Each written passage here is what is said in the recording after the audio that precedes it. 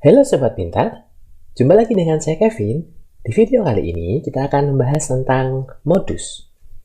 Modus merupakan ukuran pemusatan data, salah satu materi statistika, yang kita dapatkan dari datum yang memiliki frekuensi terbanyak. Oke, jadi modus didapatkan dari datum yang memiliki frekuensi terbanyak. Yang pertama, kita akan membahas modus data tunggal. Nah, untuk mencari modus, kita memilih data atau datum yang paling sering muncul, atau datum yang memiliki frekuensi yang paling banyak. Oke, biar lebih mudah, kita coba kerjakan contohnya. Nah, kita akan mencoba untuk menentukan modus masing-masing data di bawah ini.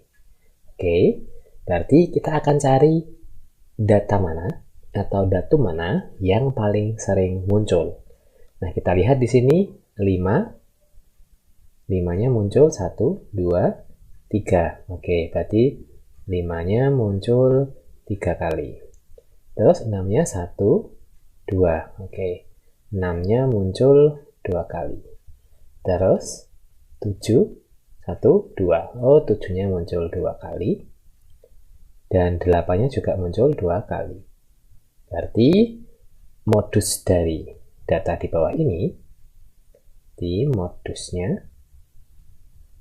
adalah 5. Kenapa 5? Karena 5 memiliki frekuensi 3 atau 5 muncul 3 kali. Sedangkan frekuensi yang lain tidak ada yang muncul lebih dari atau sama dengan 3. Jadi 5 merupakan modus data di bawah ini. Oke ya. Cukup mudah untuk difahami ya. Sekarang kita lanjut ke contoh soal yang kedua. Di sini ada 38. Kita cek 38-nya. Oh, muncul sekali. 36-nya 1, 2, 3, 4. Oke, 36-nya muncul 4 kali. Ya, 4. Ini tadi 38 1 ya. 37-nya 1, 2. Oke, 37-nya 2 kali. Dan 39-nya 1 kali. Berarti modus dari data di bawah ini adalah 36. Karena 36 memiliki frekuensi paling banyak. Yang C sekarang. 80 kita cek ada 1, 2, 3. Oh, 80 ada 3. 50 oh ada 1. 70 ada 1, 2, 3. Oke, 70-nya ada 3, 80-nya ada 3, 50-nya ada 1. Nah, untuk setiap data, itu bisa jadi mereka memiliki satu modus, atau bisa juga memiliki lebih dari satu modus. Nah, karena ini 80 dan 70 sama-sama muncul 3 kali, atau frekuensinya sama-sama 3, berarti data yang ketiga ini memiliki modus 2 nilai, yaitu 70 dan 80. Oke, 70 dan 80. Karena mereka memiliki frekuensi paling banyak, yaitu 3, dibandingkan dengan satu data yang lain, yaitu 50 yang hanya muncul 1 kali. Oke, sekarang yang D kita lihat. Yang D di sini masing-masing 4 muncul 2 kali, 5 muncul 2 kali, 6 muncul 2 kali, 7 muncul 2 kali. Nah, masing-masing datumnya ini sama-sama muncul 2 kali, tidak ada yang lebih banyak dibandingkan yang lain. Nah, dengan data yang seperti ini, maka data ini tidak memiliki modus. Modusnya tidak ada. Karena tidak ada frekuensi yang memiliki data yang memiliki frekuensi paling banyak gitu. Karena mereka sama-sama muncul 2 kali. Oke, jadi ketika kita punya suatu data tunggal, bisa jadi mereka punya satu modus, bisa jadi mereka punya beberapa modus, atau malah bisa jadi mereka tidak memiliki modus. Oke, cukup mudah dipahami ya. Sekarang kita lanjut ke modus yang kedua, yaitu modus data berkelompok. Nah, seperti rata-rata kemarin, kita juga akan bisa menentukan modus untuk data berkelompok. Rumus untuk menentukannya modus sama dengan L. L itu adalah tapi bawah kelas modus. Nah, jadi kan kita nanti akan punya kelas-kelas Kelas modus itu merupakan kelas yang memiliki frekuensi paling tinggi. Kemudian D1 per D1 plus D2. D1 itu merupakan selisih frekuensi kelas modus dengan kelas sebelumnya. Kemudian D2 adalah selisih frekuensi kelas modus dengan kelas sesudahnya. Kemudian P itu panjang interval kelas. Oke, biar lebih mudah, kita coba kerjakan contoh soal di bawah ini. Nah, kita diminta untuk menentukan modus dari data di bawah ini. Oke, kita punya data. Di sini 40 sampai 49, berkelompok-kelompok ya, 50 sampai 59, 60 sampai 69, dan seterusnya. Nah, pertama kita tentukan dulu. Berarti tentukan kelas modusnya dulu. Kita lihat 3, 7, 9, 6, 5. Nah, berarti kelas modusnya adalah kelas yang memiliki frekuensi paling tinggi. Nah, di sini berarti ini. Ini merupakan kelas modusnya. Berarti kita akan memiliki nilai L karena kelas modusnya ini ya. Nah, tepi bawah kelas modus, nah batas bawahnya kan 60. Tepi bawah berarti kan 60 dikurangi setengah, berarti 59,5. Kemudian P panjang interval kelas. Nah, panjang interval kelas berarti dari 40 ke 49 itu ada 10 data. Atau panjangnya 10 ya. Kemudian D1, selisih frekuensi kelas modus dengan kelas sebelumnya, berarti D1, ini frekuensinya berarti 9 dikurangi 7 ya, sama dengan 2. Kemudian D2, 9 dikurangi selisih dengan frekuensi setelahnya, 6, sama dengan 3. Selisih ya, jadi selalu positif ya.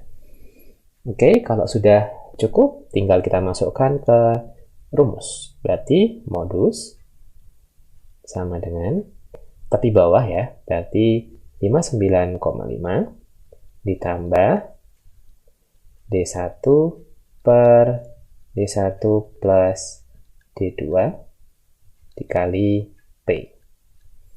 Oke ya, 59,5 ditambah D1-nya berarti tadi berapa? 2 per D2-nya ini 1 ya, 2 tambah 3 dikali P-nya panjang intervalnya 10.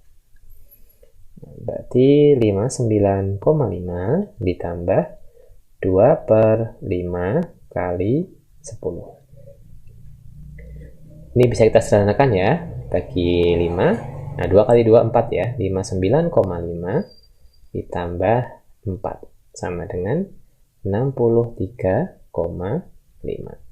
Oke, selanjutnya kita akan mengerjakan beberapa latihan soal yang berkaitan dengan modus.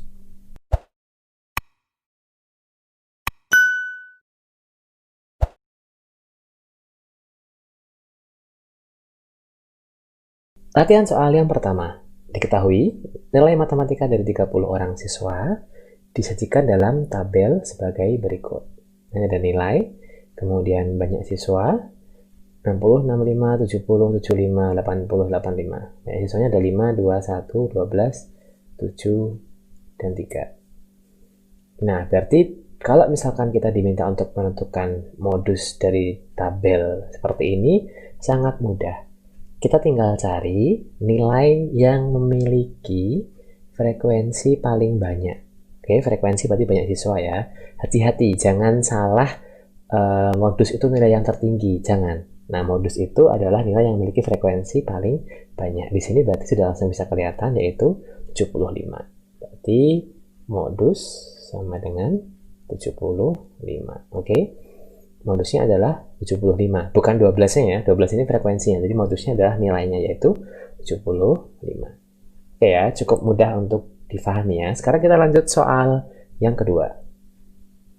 Di soal yang kedua ini, kita diminta untuk menentukan modus dari histogram yang diberikan di bawah ini.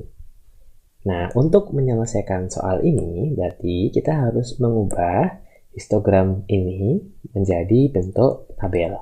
Sehingga nanti kita bisa menentukan kelas modusnya, kita menentukan tepi bawahnya, D1, D2, dan panjang intervalnya. Nah, karena histogram itu yang digunakan adalah tepi bawah dan tepi atas, berarti di sini rentang untuk data kelompok pertama dari 30 sampai 34. Kemudian kelompok kedua dari 35 sampai 39. Terus kelompok ketiga ada 40 sampai 44 dan seterusnya. Memiliki frekuensi masing-masing 2, 5, 8, 12 dan seterusnya. Nah, kita ubah menjadi tabel dalam bentuk seperti ini. Oke ya. Datanya masing-masing sudah sesuai dengan histogram, kemudian frekuensinya 2, 5, 8, 12, 6, 4, 3 sesuai dengan histogram yang di atas ini. Selanjutnya, kita akan menentukan kelas modusnya dulu. Nah, kelas modus adalah kelas yang memiliki frekuensi paling tinggi. Berarti kelas modusnya di sini. Oke, setelah kita mendapatkan kelas modus, maka kita bisa menentukan L atau tepi bawah. Tepi bawah kelas modus berarti 44,5 ya. Diperoleh dari 45 dikurangi setengah. Selanjutnya, kita bisa menentukan panjang interval. Nah, dari 30 ke 34 berarti panjang intervalnya ada 5. Selanjutnya, kita bisa menentukan D1. D1 adalah selisih kelas modus dengan kelas sebelumnya. Berarti 12 dikurangi 8 sama dengan 4 ya. D2 adalah selisih kelas modus dengan frekuensi kelas selanjutnya. Berarti 12 dikurangi 6 sama dengan 6. Oke, selanjutnya tinggal kita menghitung modus. Kita masukkan ke rumus modus. Nah, modus sama dengan L, kita tulis rumusan dulu ya, di bawah, ditambah D1 dibagi D1 tambah D2 dikalikan dengan panjang interval. Tapi bawahnya berarti 44,5 ditambah D1-nya berarti tadi 4 per 4 ditambah 6 dikalikan dengan panjang intervalnya 5. Nah, 44,5 ditambah 4 per 10 kali 5. Ini bisa kita sederhanakan ya, ini 2. Berarti 44,5 ditambah 2 berarti sama dengan 46,5. Oke ya, cukup mudah ya. Jadi kalau kita diminta untuk menentukan modus dari histogram, kita ubah dulu histogramnya menjadi bentuk tabel seperti ini. Kemudian tinggal kita tentukan elemen yang kita butuhkan dan kita masukkan ke rumus kelas modus. Oke, tadi kita sudah membahas tentang modus, baik itu modus data tunggal dan modus data berkelompok. Kita juga sudah bisa menyelesaikan beberapa latihan soal. Nah, bagi sobat pintar yang punya latihan soal atau punya kesulitan, bisa langsung komen di kolom komentar. Nanti buat kalian yang beruntung, kita akan buatkan video spesial yang akan membahas soal dari kalian. Oke, so pantengin terus channel ini. Sampai ketemu di video selanjutnya. Terima kasih sudah nonton channel ini, like dan share jika bermanfaat. Jangan lupa klik subscribe dan nyalakan lonceng notifikasinya. Sampai ketemu di video selanjutnya.